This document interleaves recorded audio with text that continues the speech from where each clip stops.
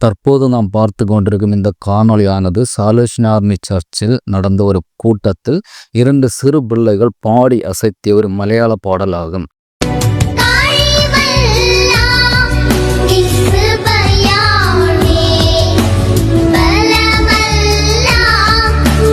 இந்த பாடலை இந்த 2 பிள்ளைகளும் நேர்த்தியாகவும் மிக அழகாகவும் அதே ராகத்துடனும் தத்ரூபமாக அருமையாக பாடி அசத்திய இந்த பாடலானது தற்போது இணையத்தில் மிக வேகமாக பரவி வருகிறது.